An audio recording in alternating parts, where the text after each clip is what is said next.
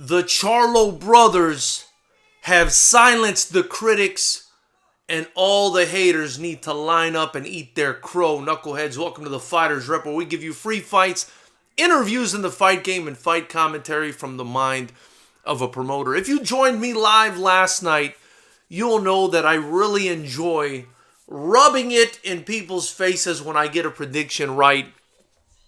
And I said we were going to get 2 Charlo wins and a banana split. And my goodness, if that isn't exactly what happened last night. First off, we had Jermall Charlo against Sergey Derevyanchenko. A ton of people were on this channel and others saying that he was going to get exposed for the hype job that he is. But I just couldn't agree with you guys on that.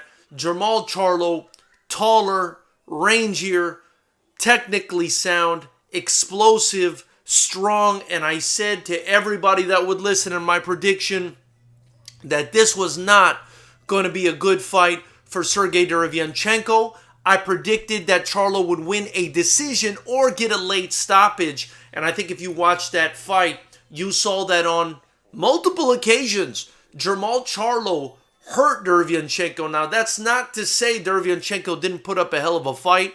I did indicate in my prediction that he would push Jermall Charlo, and he did, and at times perhaps hurt Jermall Charlo.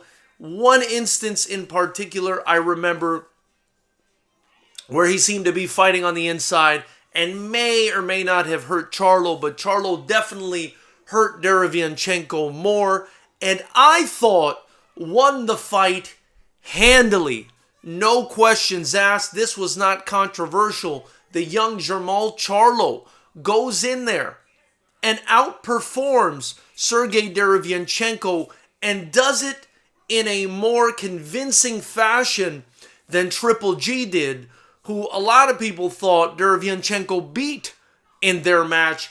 And if you ask me, Jermall Charlo at this point is probably the man at 160, as much as you guys want to hate on him.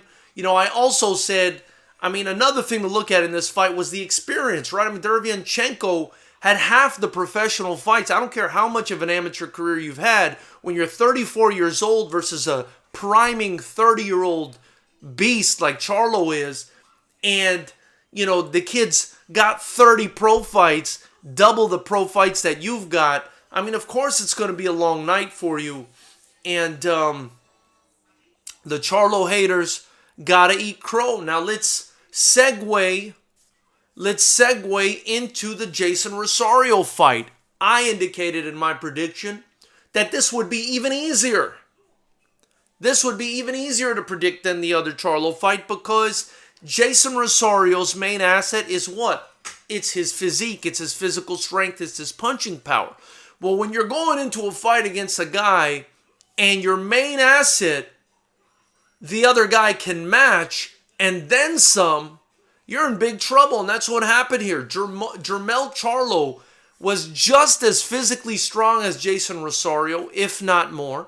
The only difference being he was more technically sound. Caught him with a beautiful short hook in the fight and dropped him. A beautiful short counter left hook. Dropped him in the beginning, although I felt like that first, knockdown should have probably been called a slip because I feel like Rosario, even though he lost his equilibrium, his foot slid out of the ring, causing him to fall down. But I digress. Complete domination.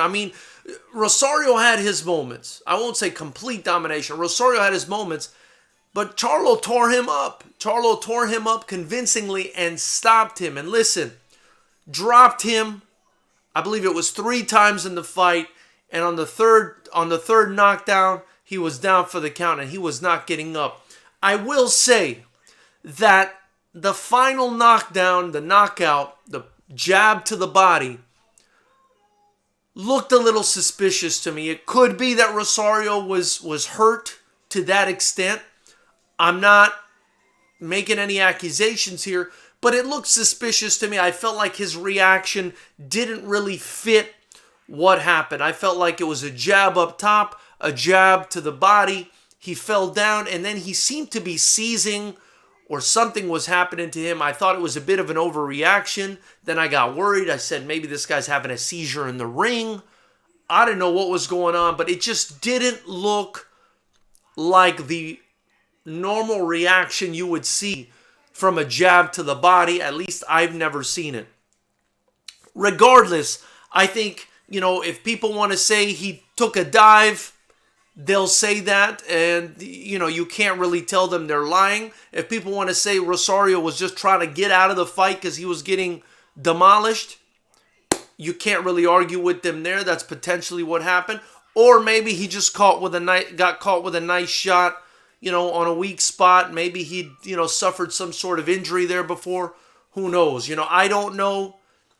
I'm not going to speculate, but I will say that I felt like it was a bit strange of a reaction. Regardless, though, Charlo gets 100% credit from me. Dominated Jason Rosario. The other Charlo brother, Jamal, I felt like beat Sergey Derevyanchenko handily. All the haters got to shut up now and give these kids the credit they deserve. And I got to give my congratulations to the Charlo brothers. That being said, I want to know what you guys think about the Charlo brothers now after yesterday's performance. I'd also love to hear your opinions on that Jason Rosario knockout. What you think happened there, because that was very strange to me. Knuckleheads, if you haven't already, hit the subscribe button, the bell notification icon next to it. Join Knucklehead Nation. And click the link below to get your Fighters Rep gear, shirts, hoodies, masks, tanks, whatever. Because when you do so, you not only help me build the channel, you help me build the only kickboxing promotion that matters, Fighters Rep Kickboxing. Knuckleheads, we'll talk soon.